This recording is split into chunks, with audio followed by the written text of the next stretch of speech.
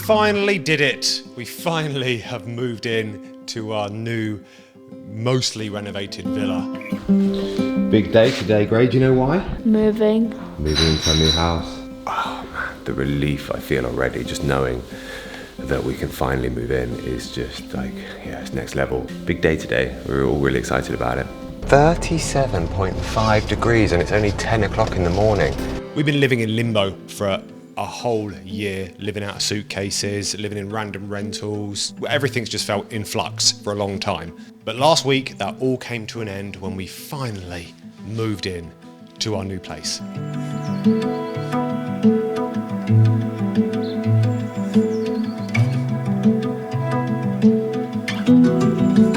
I was thinking about it the other day. I've taken two massive gambles in my life. Number one was asking Hannah to marry me, and number two was, well, us moving our whole family out here to Portugal and starting a new life.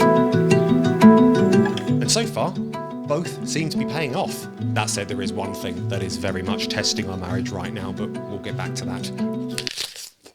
Back in the UK, I, for months and months, was working on manifesting. To really manifest, you have to meditate on the things that you are trying to bring in. So you'll try and imagine the feeling of sand underneath your feet, or the smell in the air, or you'll imagine what the floor feels like underneath your feet when you wake up in the morning, and you'll really try and embody the feeling of the life that you're trying to create before you have it, if that makes sense. And then the idea is that you'll like magnetically attract what it is that you are vibrating at. I've completely butchered it, but you get the idea. Anyway, Steph was saying to me a couple days ago how the life that we have here pretty much looks exactly like my vision board, and I'm like, thank you. I worked really hard meditating on all of that.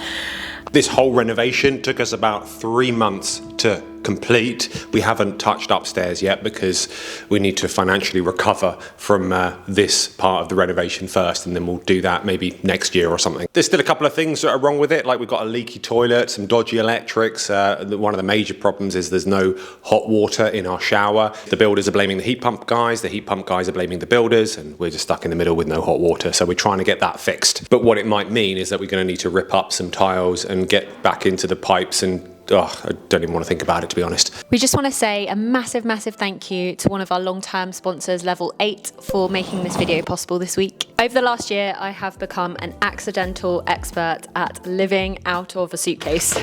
Rentals, Airbnbs, friends, spare rooms. I have been packing and unpacking constantly. This little one here, the Level 8 Voyager, has been with us through all of it. At this point, I genuinely feel like I can pack this thing blindfolded. So here are my top 3 tips. Oh, that's 4. So here are my top 3 tips for packing effectively. Tip number 1 is stick to neutrals. For me, that means packing clothes that I can mix and match really easily. Everything goes together: black, white, beige, navy. Tip number 2 is cut all of the just in case things that you feel like you need. If you wouldn't wear it at home, leave it out. And tip number 3 is to use packing cubes. It just helps to keep you super organized. Having something that's really well built, smooth rolling, and compartmentalized has just made all of the chaos so much more manageable. Level 8 have kindly offered all of our viewers 20% off using the code below. I'm off to somewhere called Leroy Merlin, which is like the Portugal's equivalent of like Homebase or like B&Q and all those kind of big hardware shops. And they got this one in somewhere near us called Portimao, and it's massive, and they got everything there. They have everything there other than the thing I need normally. So I'll normally go there for a specific thing, and they won't have that specific thing. So I'm hoping today they will. I just need a light for the bathroom, basically. Our top floor bathroom needs a light, so I need to go and get one from there.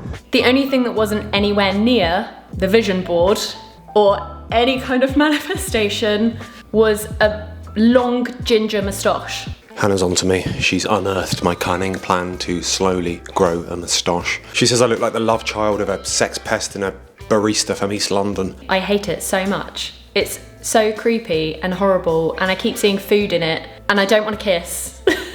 And I'm just like, why? There is a problem. I need to keep remembering to sort of twist the ends like this so they sort of stay like sort of stays like up like that. And if I forget, it droops down and I look like this. But I reckon if I can just hold the line for a little bit longer, she'll eventually start warming to it. She'll see beyond the moustache. She'll see the statement behind the moustache. I don't get it. I don't get it. Let's face it, you don't grow a moustache like this to be liked. You grow a moustache like this to be legendary.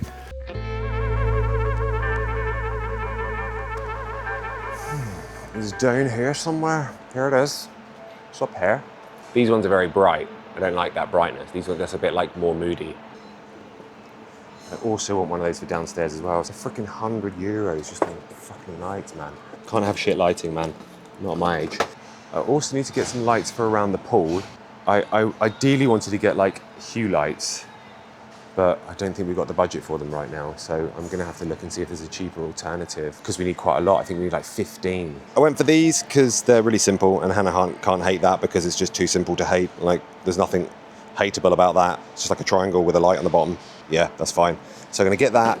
Gonna get a few of these bad boys here, a few of the lights, and a couple of these for the bathroom, and we're good.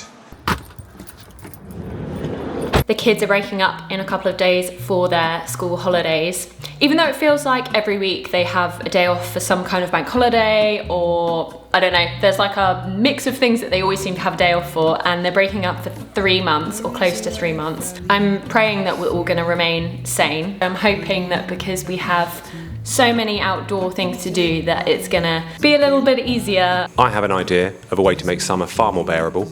Box of these bad boys here. These are the Blackout Cards, conversational prompt cards that are designed to get families and kids talking to each other. You can leave them in the car, leave them lying around the house, play them after dinner. What often captures your imagination or thoughts? It gets kids talking and opening up, and you know, it's a really healthy way to sort of build relationships in families. We have one for couples as well. I'll give you 20% off because it's summer. I'll make the discount code SUMMER20. There you go. Use the discount code SUMMER20. I'll link it down below. Grab yourself a pack and make the summer holidays a bit more bearable. The beaches are packed and very different over the summer. It's funny because our friend Ben always said to us, oh, I prefer the winter months. And I was like, I wonder why he says that. And now I'm like, oh, I get it, because the beaches are empty. The weather's still beautiful. You feel like you've got the whole thing to yourself and you can't believe it. Summer here is still stunning and beautiful, but it's quite intense. It's tricky to take the dogs on the beach in the summer because you have to do it like really early in the morning. We're not early morning people out here. Yeah, it's tricky with Pippi because she needs her, we call it her sea bark.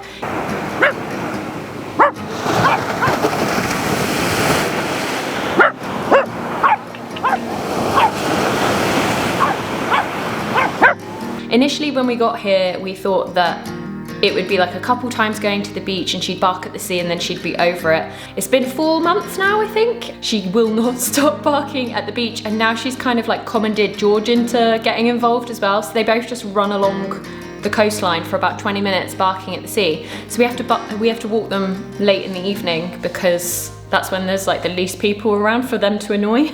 It's been a really turbulent year. There's been so many ups and downs this past year to get to this point. But in the same week, 3 really amazing things happened. Firstly, Hannah and the boys, they got their Portuguese residency card, so now they're official. We got to move into our villa at last. That was the second thing. And thirdly, Rufus has learned how to ride a bike for the first time. So now he's calling his bike his most precious possession.